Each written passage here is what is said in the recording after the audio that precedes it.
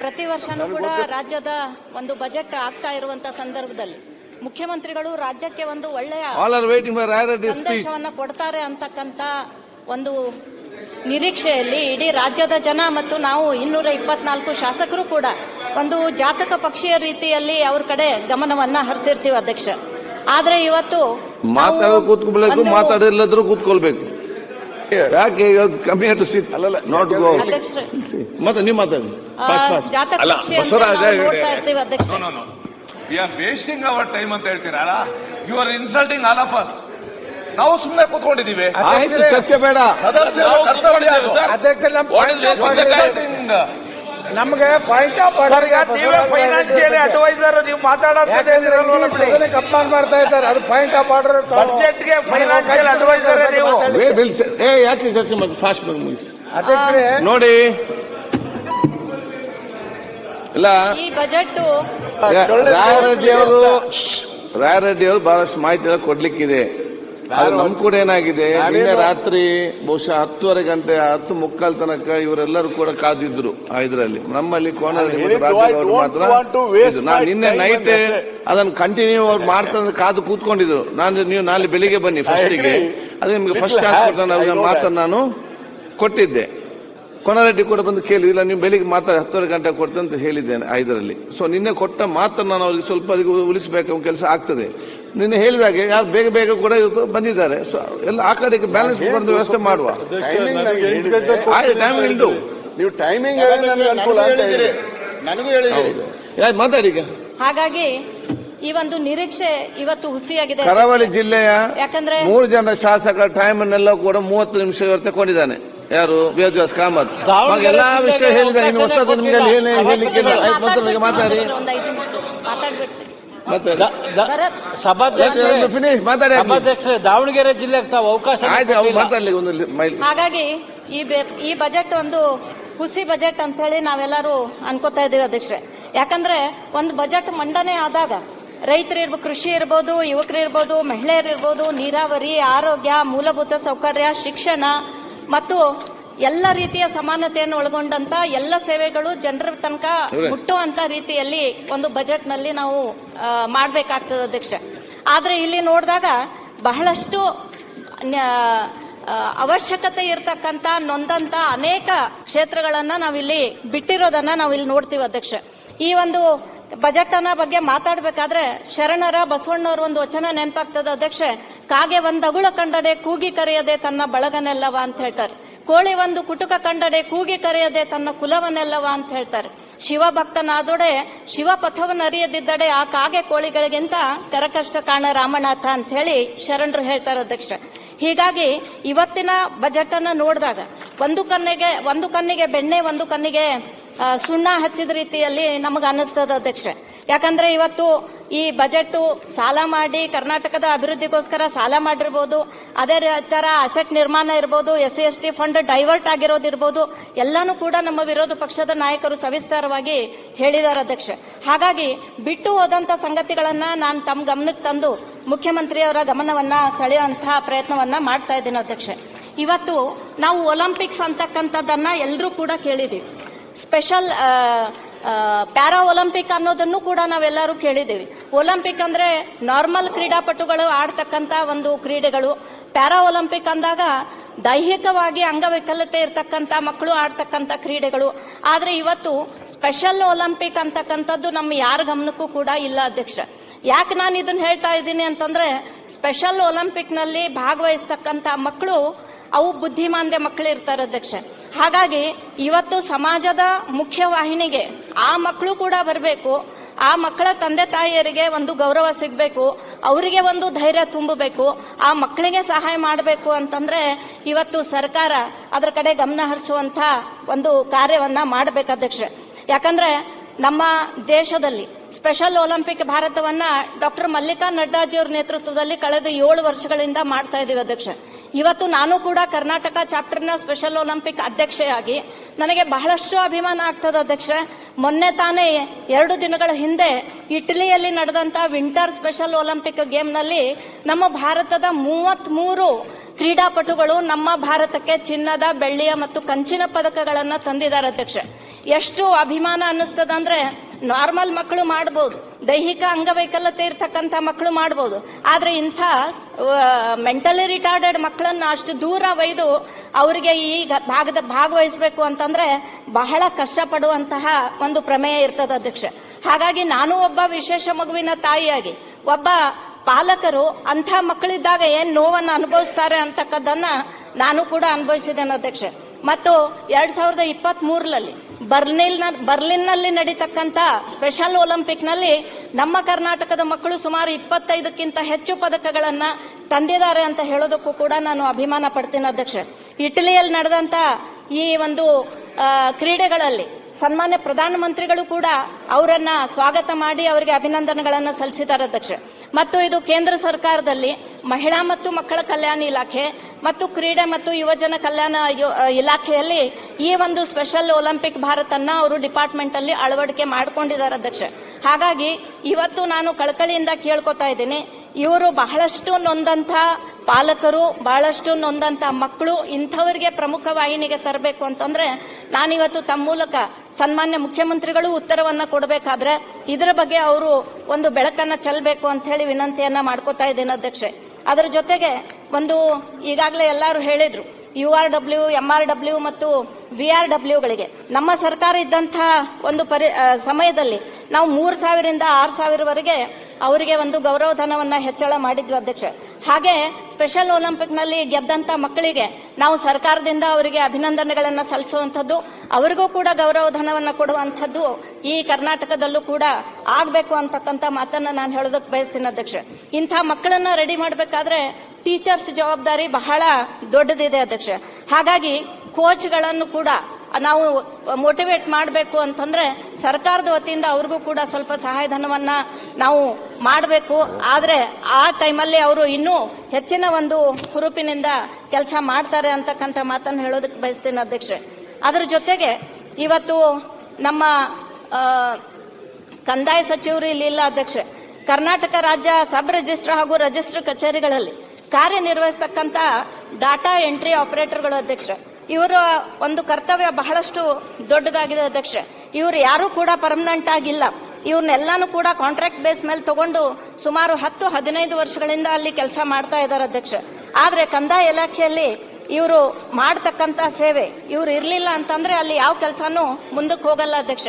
ಹಾಗಾಗಿ ನಾನು ತಮ್ಮ ಮೂಲಕ ಕಂದಾಯ ಸಚಿವರಲ್ಲೂ ಕೂಡ ವಿನಂತಿ ಮಾಡ್ತೇನೆ, ಇವರನ್ನ ಒಂದು ಪರ್ಮನೆಂಟ್ ಮಾಡಿ ಇವರನ್ನ ತೆಗೆಯುವಂತದ್ದಾಗ್ಲಿ ಅಥವಾ ಇವರನ್ನ ಮತ್ತು ಇವರ ಪೇಮೆಂಟ್ ಕೂಡ ಪಗಾರ ಕೂಡ 3-4 ತಿಂಗಳಿಂದ ಆಗಿಲ್ಲ ಅಧ್ಯಕ್ಷ, ಗೌರವಧನ ಕೂಡ ಬಂದಿಲ್ಲ. ಹಾಗಾಗಿ ತುಂಬಾ ಸಂಕಷ್ಟದಲ್ಲಿದ್ದಂತಹ ಈ ಡಾಟಾ ಎಂಟ್ರಿ ಆಪರೇಟರ್ಗಳಿಗೂ ಕೂಡ ನ್ಯಾಯವನ್ನ ಒದಗಿಸುವಂತಹ ನಿಟ್ಟಿನಲ್ಲಿ ಈ ಸರ್ಕಾರ ಯೋಚನೆ ಮಾಡಬೇಕು ಅನ್ನೋದನ್ನ ಹೇಳ್ತಾ ಇದ್ದೀನಿ ಅಧ್ಯಕ್ಷ. ಅದೇ ರೀತಿಯಾಗಿ ಮಹಿಳೆಯರನ್ನ ತಗೊಂಡಾಗ ಮಹಿಳೆಯರ ಬಗ್ಗೆ ನಾನು ಮಾತಾಡಬೇಕು ಅಂತಂದ್ರೆ ಹೆಣ್ಣು ಹೆಣ್ಣಲ್ಲ, ಹೆಣ್ಣು ರಕ್ಕಸಿ ಅಲ್ಲ, ಹೆಣ್ಣು ಸಾಕ್ಷಾತ್ ಕಪಿಲ ಸಿದ್ಧ ಮಲ್ಲಿಕಾರ್ಜುನ ಅಂತ ಹೇಳಿ ಶರಣರು ಹೇಳ್ತಾರೆ ಅಧ್ಯಕ್ಷ.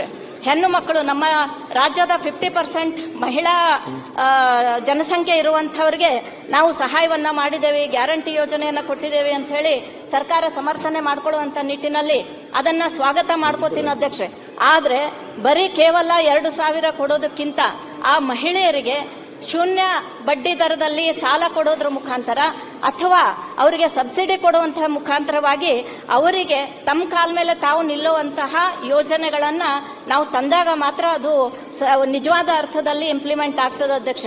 ಇವತ್ತು PM FMEY ಅಂತಕ್ಕಂಥ ಒಂದು ಕೇಂದ್ರ ಸರ್ಕಾರದ ಯೋಜನೆ, ಇದರಲ್ಲಿ ಕೇಂದ್ರ ಸರ್ಕಾರದಿಂದ 35% ಮತ್ತು ನಮ್ಮ ಬಿಜೆಪಿ ಸರ್ಕಾರ ಇದ್ದಾಗ ನಾವು 15%, ಹೀಗೆ 50% ಸಬ್ಸಿಡಿಯನ್ನ ನಮ್ಮ ಮಹಿಳೆಯರಿಗೆ ಉದ್ಯೋಗಕ್ಕೆ ಅನುಕೂಲ ಆಗೋ ರೀತಿಯಲ್ಲಿ ನಾವು ಕೊಡ್ತಿದ್ವಿ ಅಧ್ಯಕ್ಷ.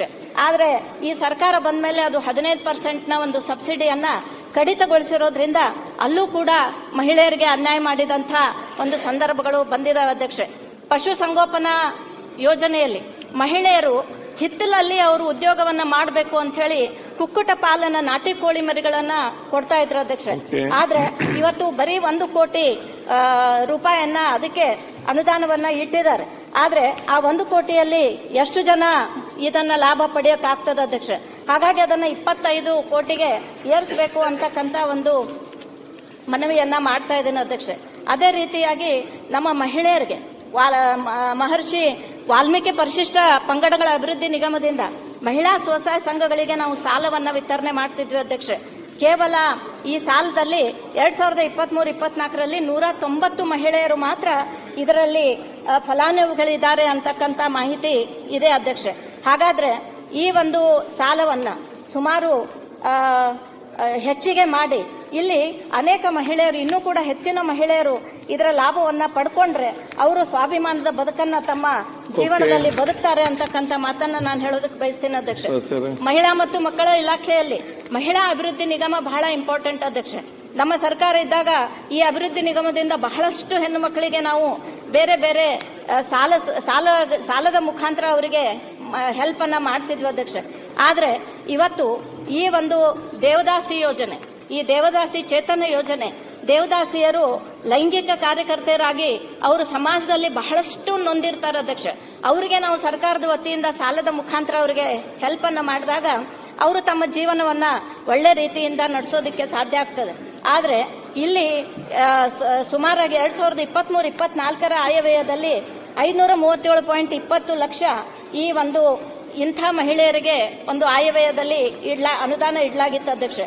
ಆದ್ರೆ ಇವತ್ತಿನ ದಿನವನ್ನ ನೋಡಿದಾಗ ಸುಮಾರು 5.55 ಕೋಟಿ ರೂಪಾಯಿ.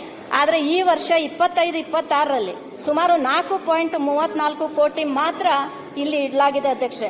ಸುಮಾರು ಇದರಲ್ಲಿ 1.2 ಕೋಟಿ ರೂಪಾಯಿಗಳ ಕಡಿತ ಆಗಿದೆ ಅಧ್ಯಕ್ಷೆ.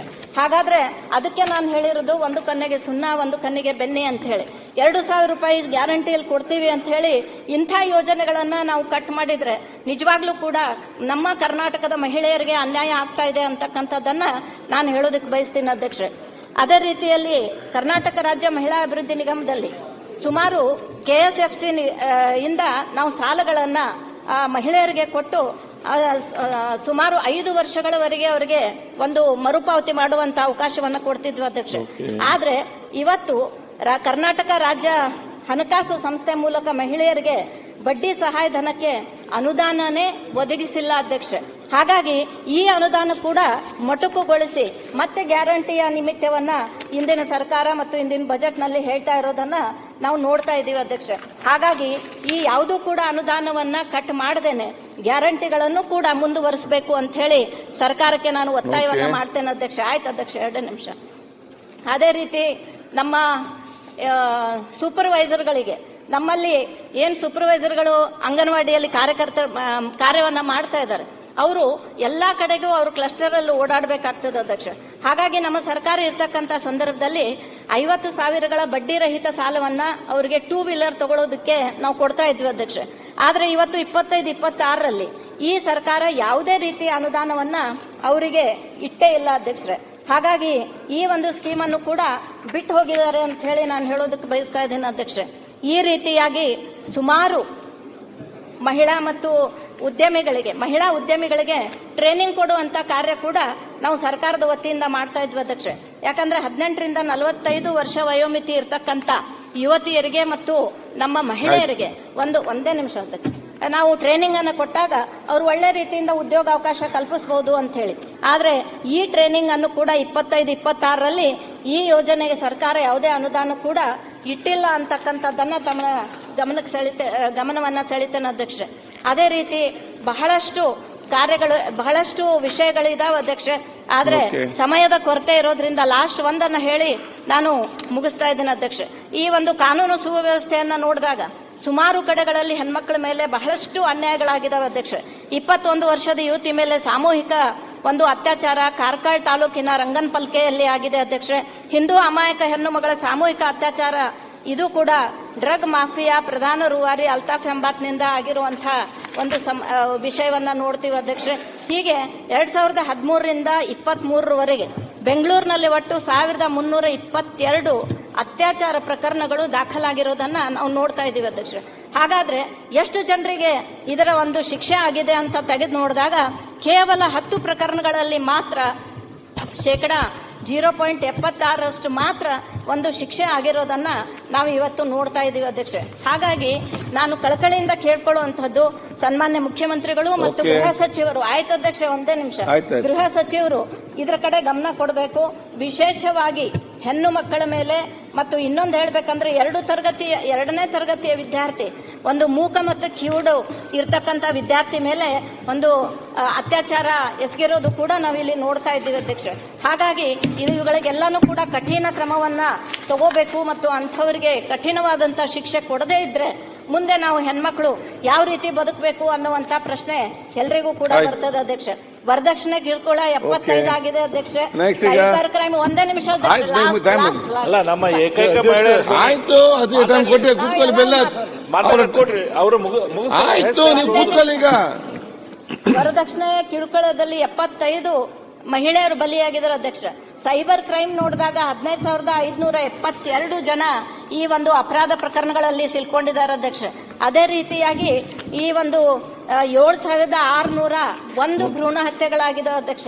4,568 ವಂಚನೆ ಪ್ರಕರಣಗಳು, 15,575 ಸಾಮಾನ್ಯ ಕಳ್ಳತನ. ಈ ರೀತಿಯಾಗಿ ಬಹಳಷ್ಟು ಒಂದು ನಮ್ಮ ಬೆಂಗಳೂರಿನಲ್ಲೂ ಕೂಡ ಈ ಒಂದು ಕರ್ನಾಟಕದಲ್ಲೂ ಕೂಡ ಈ ರೀತಿ ಆಗ್ತಾ ಇದಾವೆ ಅಧ್ಯಕ್ಷ.